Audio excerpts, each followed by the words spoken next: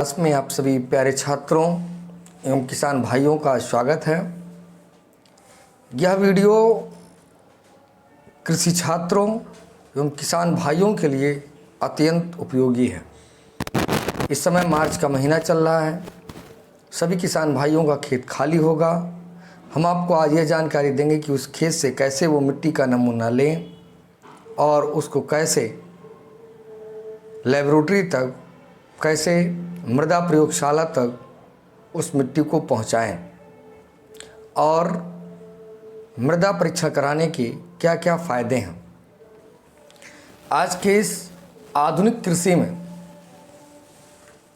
अंधाधुंध उर्वरकों का उपयोग किया जाता है और किसान ये नहीं जान पाता है कि मुझे किस उर्वरक की कितनी आवश्यकता है। वास्तविकता में किस उर्वरक की कमी है मृदा में, यह उसको पता नहीं है और वो अंधाधुंध उपयोग करता जा रहा रासायनिक उर्वरकों का। सभी पोषक तत्वों के बारे में इसको जानकारी नहीं है। ज़्यादा से ज़्यादा वो जैसे यूरिया, डीएपी या एमओपी ऐसे उर्वरकों का ज़्यादा से ज़्यादा उपयोग करता है। क्या खेती में इसी की आवश्यकता है? पौधा अपना एक जीवन चक्र पूरा करता है, उसके लिए 16-17 पोषक तत्वों की आवश्यकता होती है, तब वो अपना जीवन चक्र पूरा कर पाता है। अगर किसी भी तत्व की कमी हो जाती है तो पौधा उसकी कमी का लक्षण प्रदर्शित करता है। तो इसलिए आपको जानना है कि इसके लिए कौन कौन से टूल्स की आवश्यकता है, कैसे हम उसका परीक्षण करते हैं और किन किन बातों का ध्यान रखना होगा। तो चलिए हम लोग शुरू करते हैं। शुरू करने से पहले आपको ये बता दें कि ये अत्यंत उपयोगी वीडियो है और ये ज़्यादा से ज़्यादा किसानों तक, कृषि छात्रों तक, कृषि से जुड़े लोगों तक ये वीडियो आप ज़्यादा से ज़्यादा पहुंचाएं। तो सबसे पहले टूल्स के बारे में जानते हैं। तो टूल्स में स्पून है, खुरपी है, सैम्पलिंग बॉक्स है, शीट है, बास्केट मतलब बाल्टी है या सिंपल बॉटल होता है। आप कह सकते हैं कि सिंपल क्या शीट होगा। तो इस सब का उपयोग हम करते हैं। इसका उपयोग ये सब इसके इतने टूल्स, इतने उपकरण की आवश्यकता होती है मृदा नमूना लेने के लिए। चलिए अब हम लोग शुरू करते हैं कि नमूना लेने कैसे। जैसे सपोज करिए कि कोई एक खेत है, उस खेत से मुझे पूरा नमूना लेना है। जैसे ये मानिए कि आपका ये पूरा खेत है, इस खेत से मुझे नमूना लेना है। अगर आप किसी एक साइड से मिट्टी को उठाए ऊपर के सतह को लेकर चले गए तो वह मिट्टी आपके लिए अच्छी नहीं मानी जाएगी कि कहीं एक सतह से, एक किनारे से मिट्टी को थोड़ा सा ऊपर का लेके चले गए और उसका टेस्ट करा लाए, तो उसका एग्जैक्ट नहीं होगा। उसके लिए हमको क्या करना होगा कि सबसे पहले हमको खेत पूरा चारों तरफ से देख करके और फिर उसमें रेंडमली कम से कम 4 से या 5 जगह पर हमको मिट्टी का नमूना लेना चाहिए। जैसे आप यहाँ से ले लिए, इधर से ले लिए, इधर से और इधर से, रैंडमली पूरे खेत से 4 से 5 जगह से हमको मिट्टी का नमूना लेना चाहिए। मिट्टी नमूना लेने में पहले देखें कि ऊपर की जो सतह है उसको अच्छे तरीके से साफ़ सुथरा कर दें और निम्न बातों का भी ध्यान रखना चाहिए कि मिट्टी का नमूना ऐसे जगह से लें, इरिगेशन चैनल अगर है तो उससे 1 मीटर की दूरी छोड़ करके। अगर उस खेत में आप कंपोस्ट पिट बनाए हैं, कंपोस्ट पिट मतलब अगर आप गोबर या कोई भी खाद का गड्ढा बनाए हैं तो उससे 1 मीटर की दूरी छोड़ करके। कोई अगर रोड है या चक्रोट है या मेड़ है तो उससे 1 मीटर की दूरी छोड़ करके हमको नमूना लेना चाहिए। एक खेत से लगभग 4 से 5 आप जगह से मिट्टी का नमूना सैंपलिंग करके ले सकते हैं। इन बातों का ध्यान रखना होगा। अब आगे हम लोग देखते हैं कि इसका नमूना लेंगे कैसे। तो यहाँ पर आपको जानना है 2 तरीके से। एक तो ड्रिल करके मिट्टी का नमूना लेते हैं और दूसरा होता है कि मिट्टी के उदग्र भाग को वी शेप में काट करके और फिर मिट्टी का नमूना लेंगे। तो वी शेप में ऐसे पहले गड्ढा खोद लेंगे, कितने गहराई तक, 15 सेंटीमीटर का गड्ढा खोद लेंगे। खोदने के बाद फिर इसमें से हम क्या करेंगे, गड्ढा खोदने के बाद फिर इसमें से दोनों एक बार इधर परत से एक बार इधर परत से हम मिट्टी को निकाल लेंगे। एक बार इस परत से एक बार इस परत से दोनों तरफ से मिट्टी को खुरच करके और नमूना लेते हुए चले जाएंगे।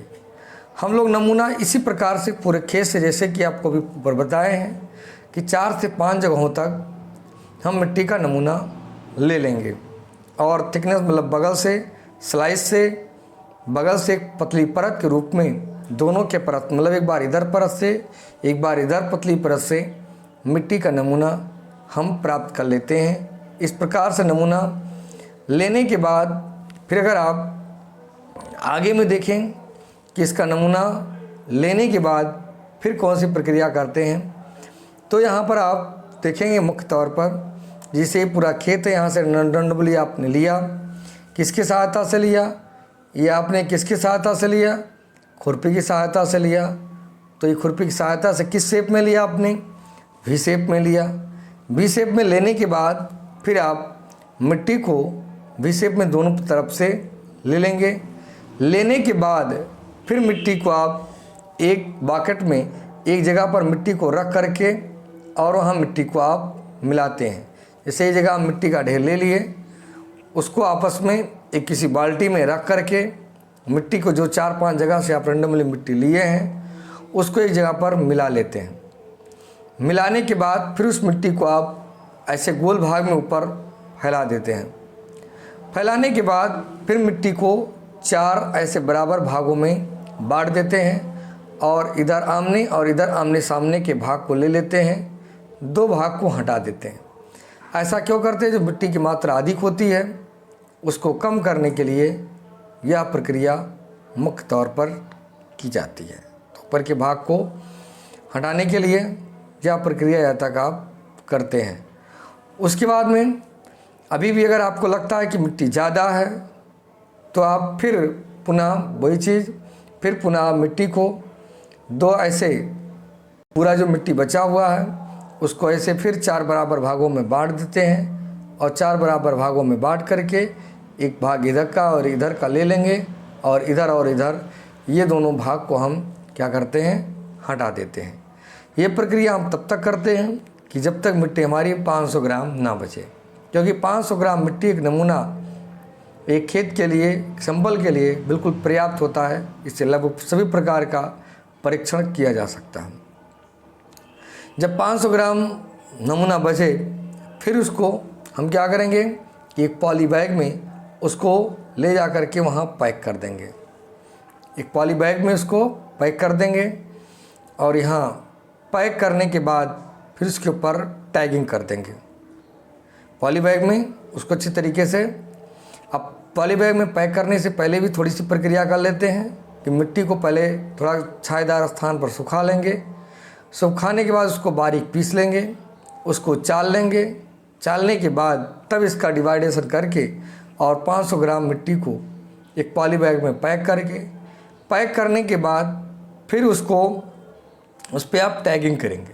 टैगिंग का मतलब कि वहाँ पर अपने पहले किसान अपना नाम लिखता है, फिर वो किस खेत से लिया है, जो भी चाहे खसरा संख्या लिख दे तो निज संख्या या जो भी उस खेत का पहचान हो, अपना किसान अपना खेत का पहचान लिख देता है, अपने पंचायत का नाम लिखता है, ब्लॉक का नाम और ज़िले का नाम ये लिख करके और फिर उसका अगर 10-12 सिंपल अगर पूरे क्षेत्र से जाना है तो उसको एक बड़े बैग में पैक करके और फिर मृदा प्रयोगशाला तक इसको पहुंचा देता है।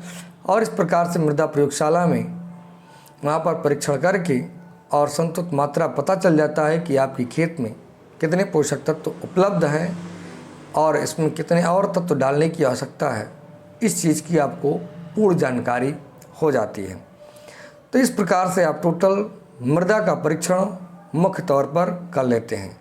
यह अब इसमें से जो सावधानियां आपको बताएं कि अगर कंपोस्ट पिट है तो उससे 1 मीटर की दूरी छोड़कर, इरिगेशन चैनल से 1 मीटर दूरी को छोड़ करके, या रोड या सड़क या चक्रोट या मेड़ कुछ भी है तो उससे 1 मीटर की दूरी छोड़ करके और आप पूरे खेत से 4-5 जगह से रेंडमली आप मृदा का परीक्षण करेंगे।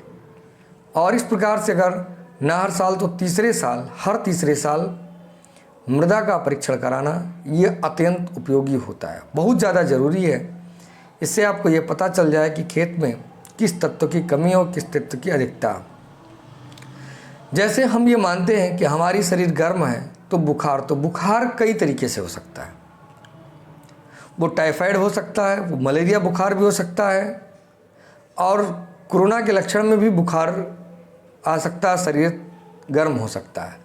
तो जब तक हम जांच नहीं कराएंगे तब तक ये निश्चित नहीं कर पाते हैं कि किस प्रकार का बुखार मुझे है।